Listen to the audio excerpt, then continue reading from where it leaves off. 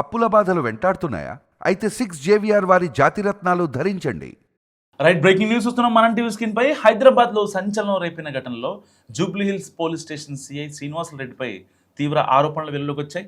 ఒక వివాహిత చేసిన ఫిర్యాదు నేపథ్యంలో Hyderabad city police commissioner Sajjanar సిఐని suspend చేశారు. సో ఆ బాధితులతో ఈ సిఐ మాట్లాడిన ఆడియో ఇప్పుడు తెగ వైరల్ అవుతుంది. ఒక్కసారి హలో. ఒక విషయం చెప్తా, వింటా అంటే ఒక నిమిషం. చెప్పు. ఆ ఫోటోలు ఎడంటాడు ఇచ్చేసినావు, ఓకే?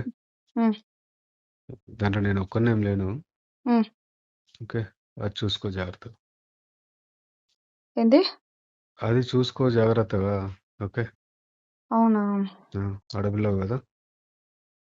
ఓ, ఈరోజు ఆడపిల్లని గుర్తుకొచ్చినానా? రోడ్డు మీద కొట్టినప్పుడు రాలే? మీ ఇంట్లో బట్టలు ఇప్పి కొట్టినప్పుడు గుర్తు రాలేదా? హ్మ్. హా? ఎవరిని కొట్టిరో ఎవరు లిఫ్ట్ ఏం లిఫ్ట్ చేసిరు లో బట్టలు ఇప్పి కుట్టినప్పుడు గుర్తు రాలేదా అదే ఆడపిల్లని? చెప్తున్నా. ఆడపిల్ల డ్రెస్ చింపి కుట్టినప్పుడు గుర్తు రాలేదా? ఈ బుద్ధి గుర్తుకొచ్చిన నా ఆడపిల్లనని? హా? నా జీవితం బొగ్గుపాలు చేసి ఈ బుద్ధి ఆడపిల్లనని గుర్తుకొచ్చినానా? రోడ్డు మీద పెట్టినవే నన్ను తెచ్చి అన్యాయం చేసి పెట్టారే. ఇంకేం చేసేస్తారు? ఎవరిని రోడ్డుని పెట్టారు? మీరు పెట్టారు. మీరు నా జీవితాన్ని నాశనం చేసి రోడ్డు మీద పెట్టావు. ఇక చూసుకుందాంలే. నాకు పోతే పోనీ, నా పరువు ఏమవుతుంది? పరువు పోతే పోనీ. ఇన్ని రోజులు అదే కదా నువ్వు అన్నావు. నువ్వు పిరుక్కోపో, నువ్వేం పిక్కుంటావు పిక్కోపో, ఏం చేస్తావు చేసుకోపో అన్నావు కదా. నేను నీకు పోనీలో మంచిగా వదిలే. సరే, ఓకే ఫైన్, ఓకే, ఏదైతే అదోని పానాలు పోతాయి అంతే కదా. నో ప్రాబ్లం, చలో. ఆ. సో బాధితురాలి ఆరోపణలపై డీజీపీ సివి ఆనంద్ ఆదేశాల మేరకు ఒక ఉన్నత స్థాయి విచారణ కూడా స్టార్ట్ అయింది.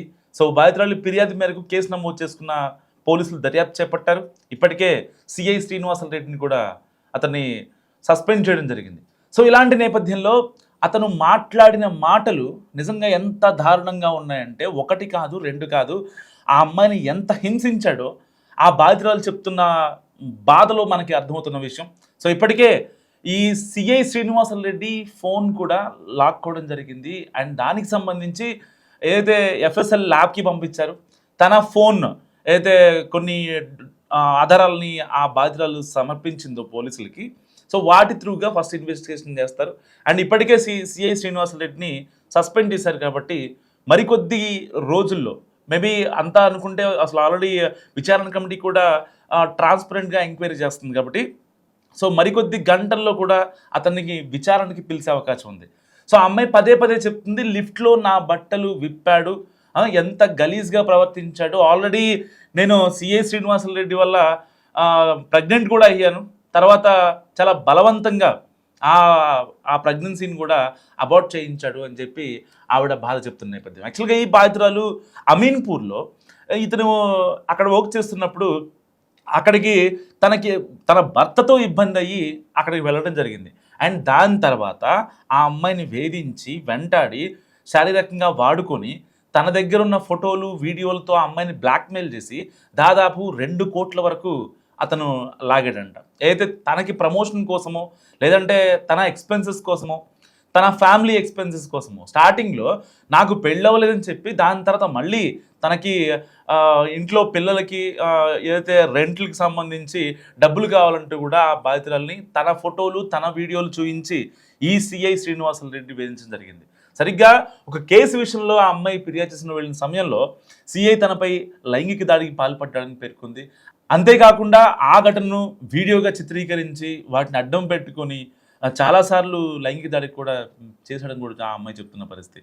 సో బెదిరింపులతో పాటు తన నుంచి డబ్బులు కూడా ఆల్మోస్ట్ 2 కోట్ల వరకు డబ్బులు తీసుకున్నాడు. అందుకు సంబంధించిన ఆన్లైన్ లావాదేవీల ఆధారాలను కూడా డీజీపీకి సమర్పించింది ఆ బాధితురాలు.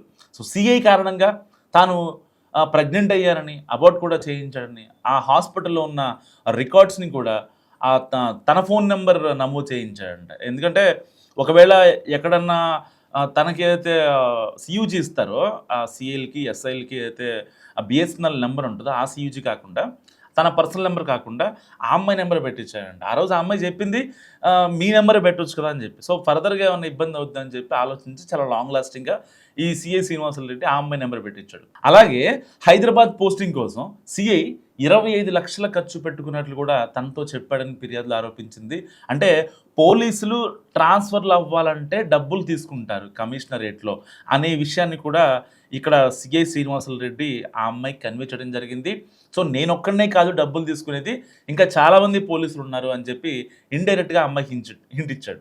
సో తాను నగర పోలీస్ కమిషనర్ను కలిసి ఫిర్యాదు చేయడానికి ప్రయత్నించగా సిబ్బంది అడ్డుకున్నారని కూడా బాధితురాలు ఆరోపించింది. అంటే ఇతనికి ఉన్న ఆ ఇన్ఫ్లుయెన్స్తో, ఆ నెట్వర్క్తో వాళ్ళని కూడా ప్రలోభ పెట్టి మీరు కంప్లైంట్ ఇవ్వడానికి కుదరదు అని కమిషనరేట్కి వచ్చిన ఒక ఆడపిల్లని ఒక కమిషనరేట్లో ఉన్న సిబ్బంది అడ్డుకున్నారంటే ఎంత ఎలకత మఫ్లియా జరిగింది చూడండి.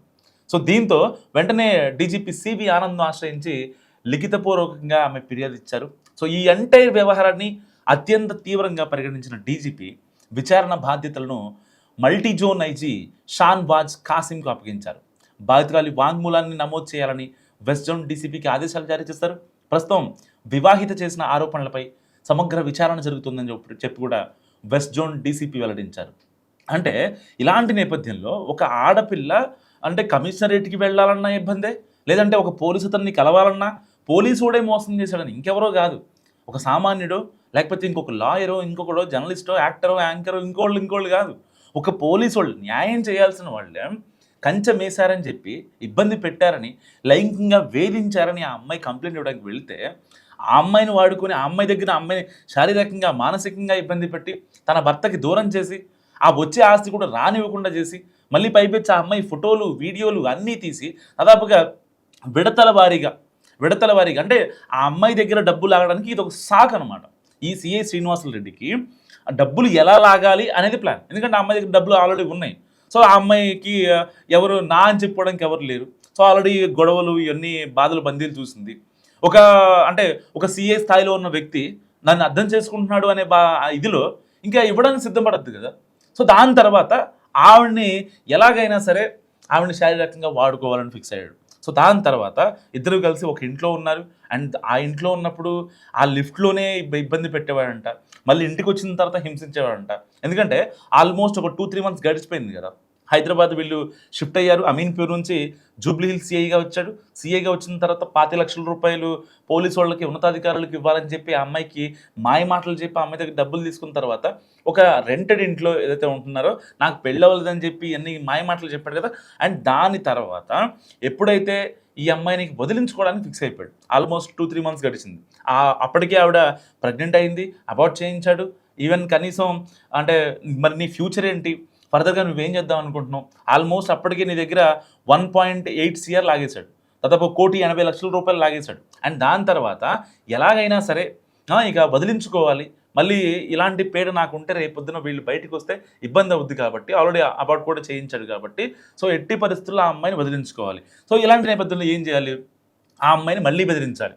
ఎందుకు స్టార్టింగ్లో ఎలాగైతే కేసు విషయంలో వస్తే ఆ అమ్మాయిలు ఫోటోలు, వీడియోలు తీసుకొని ఎలా బెదిరించాడో ఇప్పుడు నన్ను వదిలేయని కూడా అదే ఫోటోలు, అదే వీడియోలు, వీళ్ళు అంటే దగ్గరగా ఉన్నటువంటి పిక్స్ కావచ్చు ఇవన్నీ చూపించి ఆ అమ్మాయిని లిఫ్ట్లో ఇబ్బంది పెట్టడం, వీళ్ళ ఎక్కడికైనా బయటికి వెళ్తే ఇబ్బంది పెట్టడం, అండ్ ఇంటికి వచ్చాక ఇబ్బంది పెట్టడం.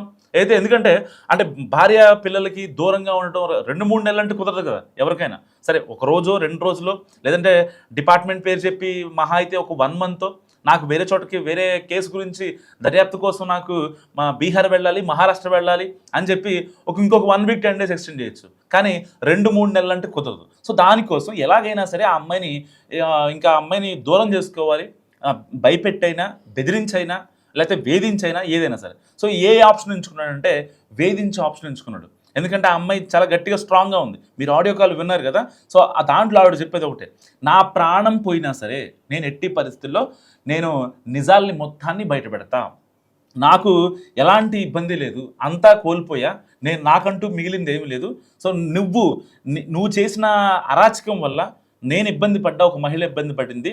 సో ఫర్దర్గా ఇంకొక మహిళ ఇబ్బంది పడకూడదు, దానికోసం నేను నా ప్రాణాలు పోయినా పర్లేదు, నేను మాత్రం నిజాలని బయట పెడతా అని చెప్పి ఆ ఆడియో కాల్లో చాలా క్రిస్టల్ క్లియర్గా ఆ బాధితురాలు ఈ సిఐ శ్రీనివాస్ రెడ్డితో మాట్లాడడం జరిగింది. సరే, ఇలాంటి నేపథ్యంలో 1 కాదు 2 కాదు చాలా ఎలిగేషన్స్, అంటే గతంలో కూడా సిఐ శ్రీనివాస్ రెడ్డి మీద ఇలాంటి ఎలిగేషన్స్ ఉన్నాయని చెప్పుకుంటున్న పరిస్థితి. సో మరి ఇలాంటి నేపథ్యంలో అసలు సిఐ శ్రీనివాస్ రెడ్డిని మళ్ళీ విధుల్లోకి తీసుకోవాలా వద్దా?